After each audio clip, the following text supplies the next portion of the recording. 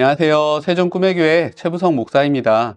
오늘 하루도 사랑하는 꿈의 가족 모두가 하나님의 말씀으로 은혜가 충만한 하루, 기쁨이 충만한 하루 되길 소망합니다. 캘리포니아 주립대학의 라이언 고트프레드슨 교수는 성공하는 사고방식이라는 책에서 세상을 바라보는 두 가지 사고방식에 대해서 이야기합니다. 첫 번째 사고방식은 개방형 방식이에요. 개방형은 세상에 마음이 열려 있어 새로운 아이디어나 변화를 잘 받아들이는 사고형을 의미합니다. 이러한 사고를 잘하는 사람은 다른 사람들의 제안이나 비판을 진지하게 검토하고 타인의 의견을 경청하며 선입견이나 편견을 덜 수 있다는 장점이 있죠. 그리고 두 번째 사고방식은 폐쇄형 방식입니다. 폐쇄형 사고를 하는 사람들은 자신이 아는 것, 자신이 경험한 것이 최고라고 생각을 합니다. 그래서 세상의 변화와 다른 사람들의 의견을 잘 받아들이지 못하고 다른 사람들의 비판과 평가, 조언도 무척 싫어합니다.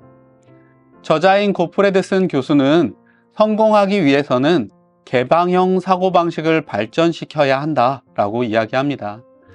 개방형 사고방식을 통해 새로운 관점으로 세상을 바라보는 시도를 해야 한다고 말하는 것이죠. 여러분, 이렇게 같은 상황을 바라보고도 사람들의 반응은 천차만별입니다.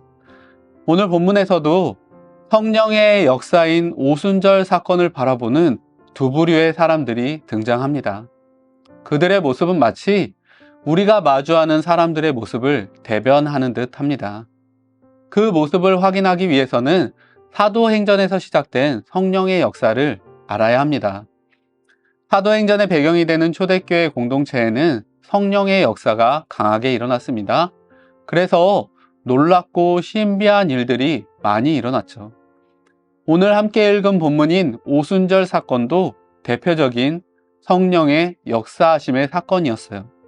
마가의 다락방에 모여서 기도하던 제자들에게 성령이 강하게 임했습니다. 본문 2절과 3절은 그 임재의 모습을 이렇게 기록합니다. 후련히 하늘로부터 급하고 강한 바람 같은 소리가 있어 그들이 앉은 온 집에 가득하며 마치 불의 혀처럼 갈라지는 것들이 그들에게 보여 각 사람 위에 하나씩 임하여 있더니, 성령의 역사는 눈에 보이게 나타났습니다. 누구라도 확인할 수 있도록 현상을 통해 나타났던 것이에요. 오순절 제자들에게 나타난 성령의 임재는 신비하게도 방언의 역사로 그 모습을 보여주었습니다. 성경에는 두 가지 종류의 방언이 기록되어 있는데 하나는 언어로 나타난 방언입니다. 본문에서와 같이 각 지방의 말로 나타난 역사가 방언의 역사 중 하나인 것이죠. 그리고 고린도 교회에서 나타난 방언은 신비한 언어의 역사였습니다. 그래서 고린도전서 14장 2절에서는 방언이 이런 것이라고 기록하고 있죠. 방언을 말하는 자는 사람들에게 하지 아니하고 하나님께 하나니 이는 알아듣는 자가 없고 영으로 비밀을 말함이라. 바울은 하나님과의 개인적인 소통을 가능케 하는 언어를 방언이라고 부르고 있어요. 바울은 고린도 교회 안에서 사용되던 방언을 예언하는 자들 앞에서 하여 교회의 유익을 세우는데 힘쓰라고 권면하고 있죠. 어떠한 형태의 방언이든 방언은 신비한 은사임에 틀림이 없습니다. 그래서 오순절 성령 강림을 경험한 제자들을 보며 사람들은 두 가지 모습으로 반응하게 되죠. 한 부류는 성령의 역사를 바라보며 놀라움을 금치 못하는 사람들입니다. 그리고 다른 한 부류는 그들을 술에 취했다 말하며 비방하고 조롱하는 사람들이었습니다. 저는 이 두 부류의 사람들이 오늘날 신앙을 바라보는 사람들의 모습을 대표한다 생각합니다. 여러분, 우리가 믿는 기독교는 신비의 종교입니다. 그리스도의 죽음과 부활은 인간의 이성으로는 믿을 수 없는 신비한 진리이죠. 그런데 우리는 이성의 시대를 살아가면서도 이 진리를 믿고 살아갑니다. 이 진리를 믿음으로 함께 모여 신앙생활을 하고 있죠. 교회 공동체에 모여 함께 할 수 있는 원동력은 이 믿음에 근거합니다. 예수님의 구주되심을 고백하는 이들의 모임이 교회의 공동체인 것이죠. 이는 기독교인들이 신비한 진리를 믿는 사람들인 것을 말해줍니다. 우리가 믿는 것이 이성을 넘어선 영역에 있음을 말하는 것이에요. 그런 점에서 첫 번째 관점은 아주 정직하게 신비의 영역을 바라보고 있습니다. 하지만 두 번째 관점은 신비를 바라봄에 있어 자신들의 견해를 추가하여 해석합니다.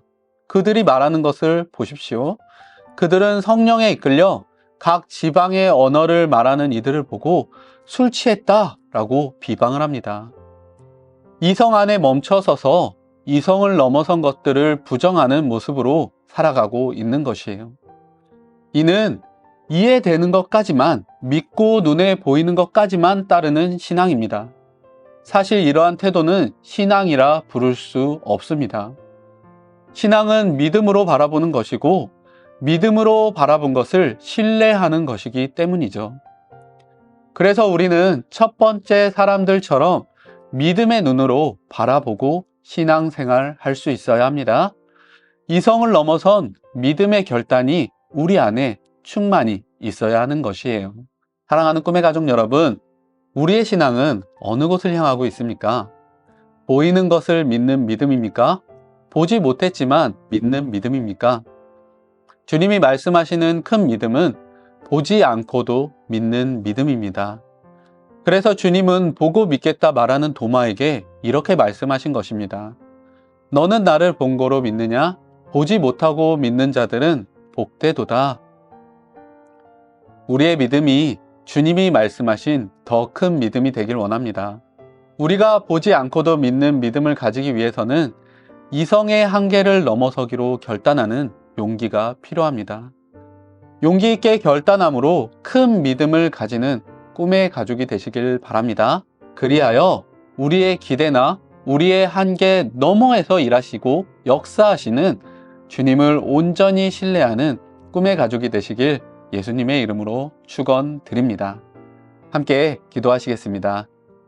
사랑의 주님, 같은 일을 보고도 다르게 해석하는 초대교회의 사람들을 우리가 바라보게 됩니다. 하나님, 우리는 하나님의 역사를, 하나님의 일하심을 온전히 믿음으로 바라보는 자들 될 수 있도록 인도하여 주시옵소서. 우리의 이성을 뛰어넘어 하나님을 온전히 신뢰하는 믿음으로 하나님의 일을 바라볼 때 우리의 신앙이 더욱더 성숙해지며 하나님을 향한 사랑과 하나님을 향한 믿음이 더 굳세어질 줄로 믿습니다. 주님, 우리와 함께하여 주시고 오늘 하루도 이성을 넘어서서 우리 가운데 역사하시고 일하실 그 주님을 믿는 믿음으로 하나님을 찾고 구하는 우리의 신앙 될 수 있도록 주님께서 역사하여 주시옵소서. 오늘도 함께 하시고 오늘도 인도하실 그 주님을 기대합니다. 살아계신 주 예수님의 이름으로 기도드립니다. 아멘.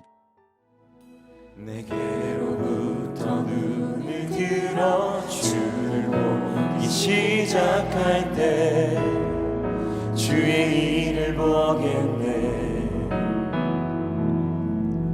내 작은 마음 돌이키사 하늘에 꿈꾸게 하네. 주님을 볼 때 모든 시선을 주님께 드리고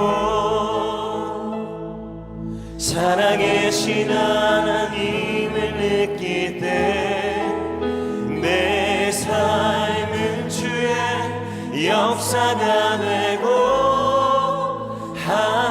하나님이 일하기 시작하네.